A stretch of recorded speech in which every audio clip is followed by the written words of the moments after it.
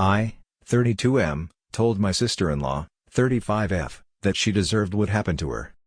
My wife, 32F, and I have been married for 5 years and we have a 4-year-old son. My wife is a lawyer and I am an accountant. This year my son started kindergarten, which in our country is optional from the age of 3 and mandatory at the age of 5, so we consider that at 4 years old he could start his classes so that he learns to socialize. So my wife and I take turns picking up the child from kindergarten and taking him home. On the days that neither she nor I can't take him home, my father does it for us, and when he can't, my sister-in-law does it. But the problem is that I don't trust in her to take care of my son. There is why.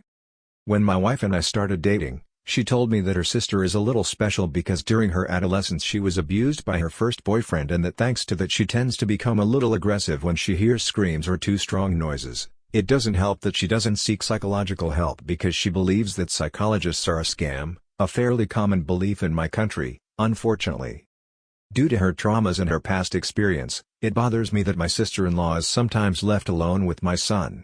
I'm not saying that she is going to intentionally do something bad to him, but if she is very sensitive to noises, I am worried that one day she reacts badly to the child's cries and a tragedy happens.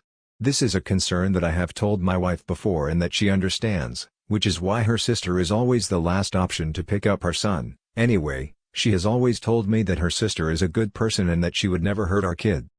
Everything was going well until yesterday. I got home late because it was tax filing time at my company and I see my wife arguing with her sister in a low voice but in a quite aggressive tone. I went to look for my child but my wife stopped me. She told me that he is fine, that he is sleeping. I told her that I will still go and greet him but she insisted. Her sister said a little afraid that she better leave now. I started to get suspicious so I didn't listen my wife and I went to see my child directly. When I saw him, he was in his room crying and with a small wound on his cheek. From that moment on everything went downhill. I ran out to follow my sister-in-law knowing that she went to pick up the child that day. She saw me and got scared. My wife stood between the two of us and sighed that nothing happened, only that the child fell and that he got hurt. I asked her sister to tell the truth and after putting enough pressure on her she started crying and said that my son had an accident, but when he started crying she slapped him to keep him quiet because it was making her nervous. She said she did not measure her strength and that she did not know that she would hurt the child. I should say that she didn't apologize at any time.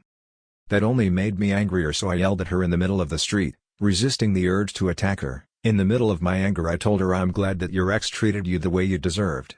I don't even know how that were the first words that went out of my mouth. After calming down I returned to the house and my wife came back some time later angry with me for what I said, that this was supposed to be a secret, that her sister didn't know that I knew, that now her sister is angry with her for going around saying that she was abused in her first relationship.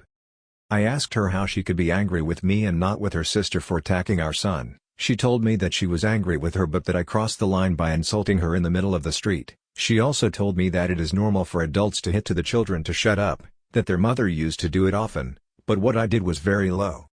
Currently she and I are sleeping in separate rooms. I sleep with the child and she in her room. She tells me that I should at least apologize to her sister and I told her that I am not going to apologize until my son is cured. And her sister better hope the boy doesn't get a scar from this. I'm not saying that physical punishment shouldn't be used with children, only in extreme cases like my parents did with me, but hitting a child just for crying because he had an accident seems too exaggerated to me. Now I'm a little calmer and maybe I did go a little overboard, but I'm not willing to apologize until my son receives an apology first, or should I take the first step and apologize to my sister-in-law first? Thanks for listening. Please like, comment, and subscribe. Thank you.